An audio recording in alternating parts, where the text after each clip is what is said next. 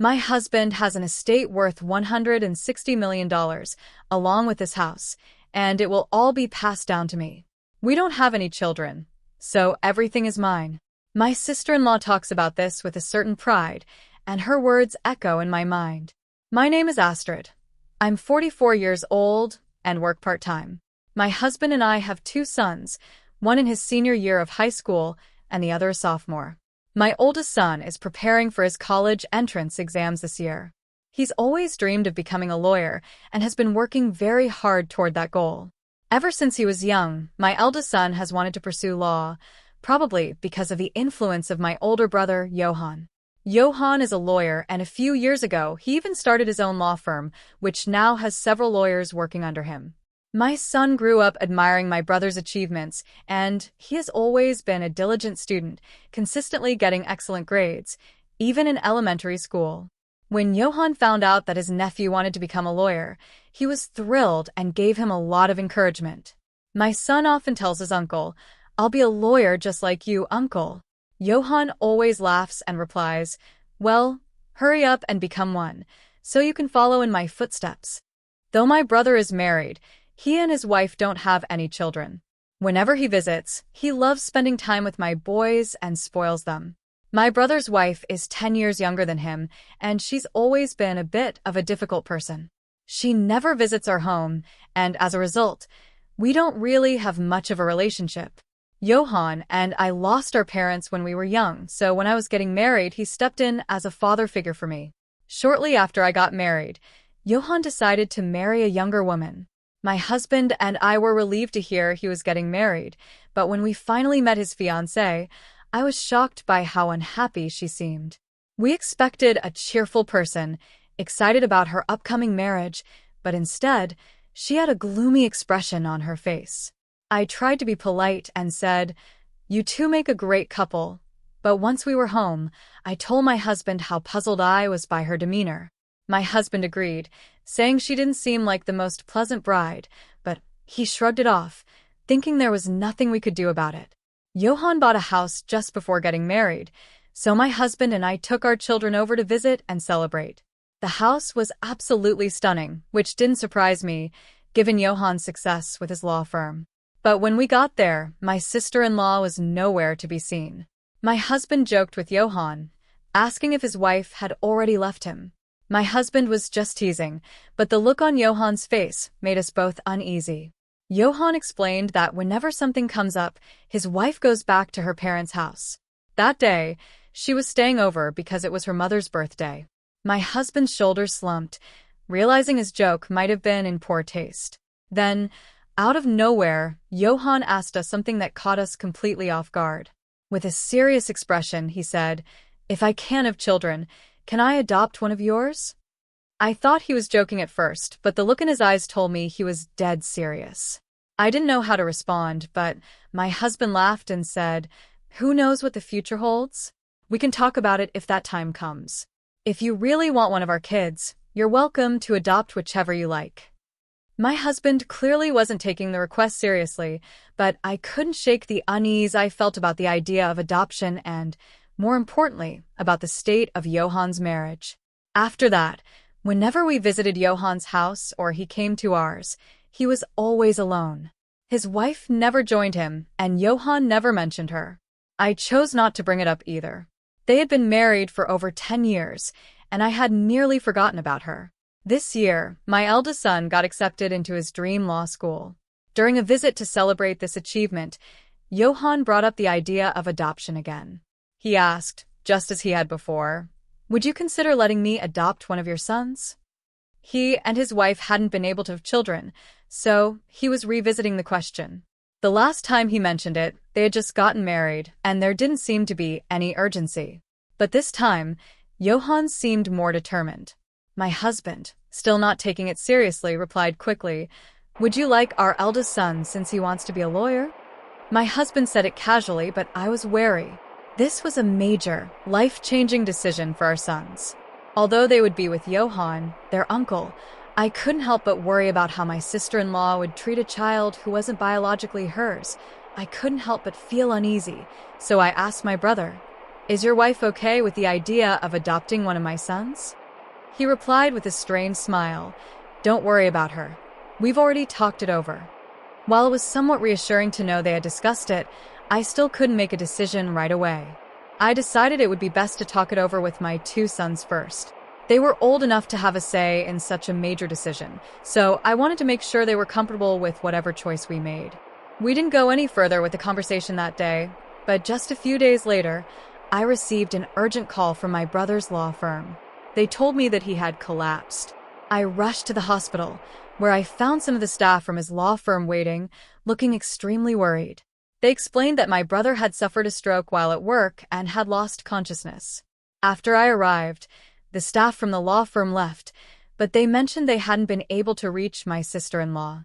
I tried calling their landline, but there was no answer, and I didn't have her cell phone number. My husband and our younger son arrived at the hospital later, but despite our efforts, we still couldn't get in touch with my sister-in-law. Eventually, my younger son found my brother's smartphone among his belongings. We unlocked it and managed to find her number. When I called using his phone, she answered with a sharp tone. I told you not to call me again. I'll sue you. She was yelling so angrily that I could barely get a word in. Finally, I managed to say, It's Astrid, Johan's sister. My brother collapsed and was brought to the hospital. Her tone instantly changed when she realized it was me. Oh, I'm so sorry. I thought it was Johan. Did you say he collapsed? I explained his condition and told her which hospital he was in, but her response shocked me. She said, I can't come to the hospital right now. I have things to do. But please let me know if anything changes. And then she hung up. I was left wondering what could possibly be more important than her husband lying unconscious in the hospital. It became clear that my sister-in-law wasn't going to be of any help, so we decided to take care of my brother ourselves. My eldest son had just finished his university entrance exams, so he had some free time and offered to visit my brother every day on my behalf. Despite our hopes, my brother never regained consciousness and remained in critical condition. Throughout this time, my sister-in-law never called or visited the hospital, not even once. About a week after my brother was hospitalized, I called my sister-in-law again. This time, she answered the phone almost cheerfully. What's up? Did he die? Her callousness left me fuming, but I kept my voice steady as I replied, He's still alive. Why don't you come to the hospital? Her response was dripping with irritation as she said, I'm not a doctor or a healer. There's nothing I can do to help him recover. Her cold attitude made my anger boil over, and I abruptly ended the call. It was then that I started to suspect my brother's desire to adopt one of my sons might have stemmed from his strained relationship with his wife. Perhaps he had given up on the idea of having children with her. When they first got married, I asked my brother how they met, and he mentioned they had met through a marriage counseling agency. Maybe my sister-in-law married him because he was a successful lawyer and she wanted the lifestyle that came with it. The thought made me even more upset, but when I shared my concerns with my husband, he said something even more disturbing. If Johan dies in this situation, his wife will inherit everything since they don't have any children. Maybe that's why he brought up the idea of adoption again when he came to celebrate our son's success. I couldn't shake the feeling that I should have made a decision back then, but now it was too late. After my brother's visit, I casually mentioned the adoption idea to my sons. To my surprise, my younger son was open to it. Unlike his older brother, he didn't have any specific goals in mind and seemed to think that being adopted by Johan might offer him an easy life. I had expected my eldest son, who admired Johan so much, to be the one interested in adoption. But his response caught me off guard. I don't want to be adopted. As the eldest son, I want to take care of you and Dad. His words filled me with joy, but I also knew deep down that if anyone should be adopted by Johan, it should be my eldest son, who shared his passion for law. Despite my conflicted feelings, there was nothing I could do. My brother remained unconscious, and I couldn't finalize the adoption on his behalf. I didn't want any part of my brother's inheritance, but I also didn't want my sister-in-law, who seemed to be eagerly awaiting his death, to receive a penny of it. All I could do was hope for my brother's recovery, but sadly, he never woke up. He passed away a few days later, and I had no choice but to inform my sister-in-law. When I called to tell her the news, she responded with an unsettling cheerfulness.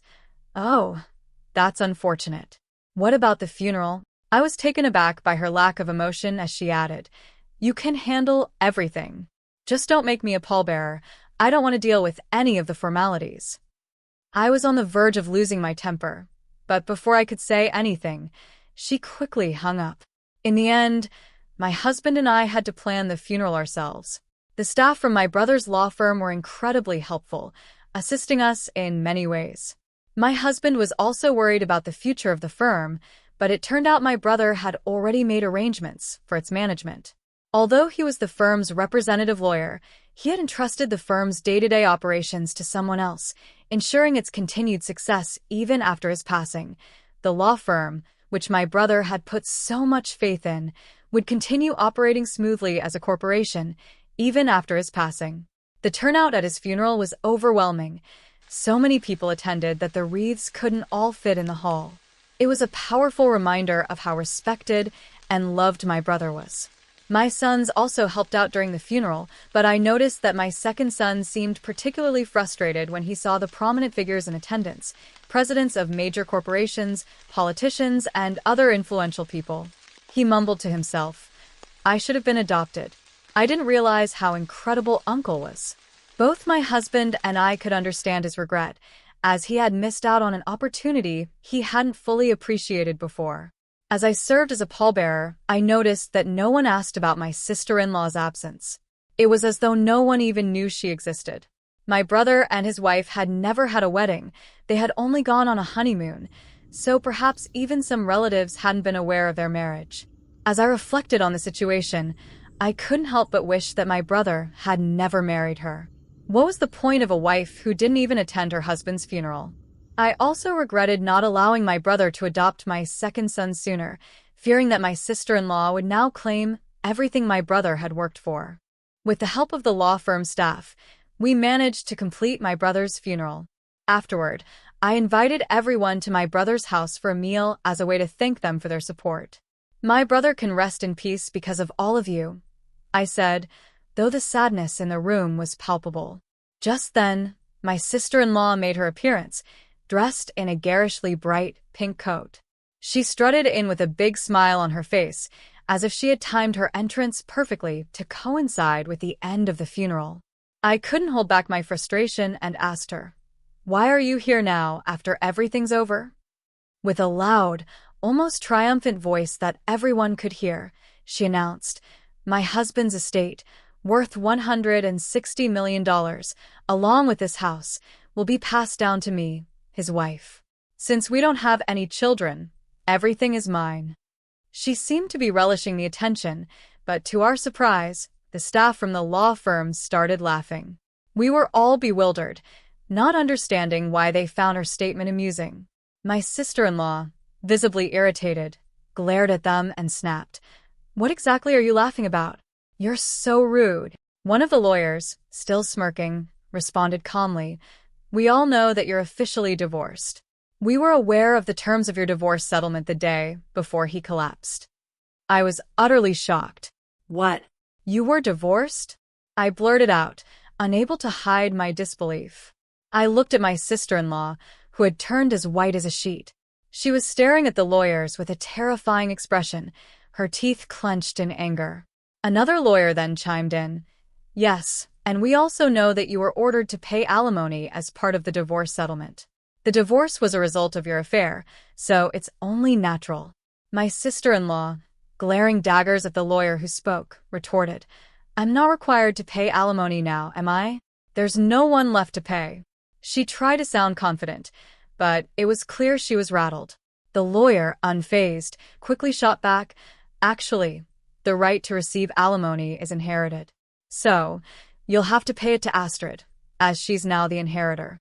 It was in that moment that I fully grasped the situation. I was my brother's sole heir. Since their divorce had been finalized and our parents were no longer alive, everything that had once belonged to my brother now passed to me. My sister-in-law's smugness vanished in an instant as the reality of her situation dawned on her.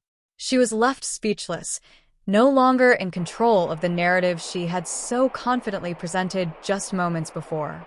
"So, it's just me left," I thought, as the weight of the situation fully sank in. My sister-in-law seemed to realize this too, and she looked at me with a mix of horror and desperation that made me take a step back. But even with the reality closing in on her, she wasn't ready to give up. She started yelling again, "Don't I get half of the estate now that the divorce is settled?" One of the lawyers, looking exasperated, responded, "Didn't Johan give you a substantial amount when the divorce was finalized? We have a receipt on record." He continued, "Also, the house he purchased before the marriage is not subject to property division." I couldn't help but take some satisfaction in watching her being calmly but firmly lectured by the lawyers. No matter what argument she tried to make, they had a response ready. At one point, she seemed to remember something and chuckled a bit as she said, "But there's the life insurance. I should still be the beneficiary." Her confidence in the midst of a losing battle was almost impressive. She explained that she had changed the beneficiary on Johan's life insurance policy to herself. However, the lawyer quickly shut that down as well. "Johan was meticulous," he said. "I believe he changed the beneficiary when the divorce was finalized. Curious, I searched through my brother's belongings and found the life insurance policy." As I was examining it, my sister-in-law snatched it from me and anxiously scanned the document. Her shoulders slumped in defeat as she handed it back to me. Sure enough, the beneficiary listed was me. Realizing that she was getting nowhere, my sister-in-law finally let her true feelings slip. "I married a lawyer because I thought he was wealthy," she shouted, "but all I got was a small settlement, and now I have to pay alimony." This was a huge mistake. With a grim expression, one of the lawyers responded. Johan felt the same way. He said he regretted ever going to that marriage counselor and considered it the biggest mistake of his life. My brother had never confided such thoughts to me, but it was clear he had been honest with his colleagues. With nothing left to say, my sister-in-law stormed out of my brother's house, leaving behind whatever dignity she might have had. In the days that followed, she was obligated to pay alimony in installments, but without a job, she was unable to do so. Desperate, she started looking for work, but her lack of experience and serious work ethic led her to quit every job almost immediately. She eventually re-registered with a marriage counseling agency in search of another wealthy man, hoping to make quick money by any means necessary. Her scheming didn't go unnoticed. She found a wealthy man and managed to swindle him out of some money, claiming she needed it for their marriage. However, the man quickly caught on to her deceit and reported her to the police. She was arrested for marriage fraud, and the lawyer from my brother's firm informed me of her fate. "To be honest, no alimony was ever paid to you," the lawyer admitted when I went to discuss the situation. He added, "Now that she's been apprehended, it's unlikely that you'll see any alimony payments in the foreseeable future." Alimony wasn't something I was particularly interested in anyway. What mattered more to me was seeing her face the consequences of her actions. I believed my brother would have wanted the same. I urged the police to investigate her thoroughly and to charge her with any other crimes they could uncover, so she would face the full weight of the law. After unexpectedly inheriting my brother's estate, my family moved into the house he had left behind. My husband and sons were thrilled to finally live in such a large, beautiful home after years of living in a cramped apartment. My eldest son threw himself into his law studies with even more determination, inspired by the events he had witnessed and the arguments between the lawyers and my sister-in-law. He admired the way they handled the situation and longed to become a great lawyer like his uncle, even though he was never formally adopted. As for my second son, he was the only one who seemed a bit disappointed. To be honest, he confessed with a half-joking smile, "I wish Uncle had adopted me so I could have inherited everything."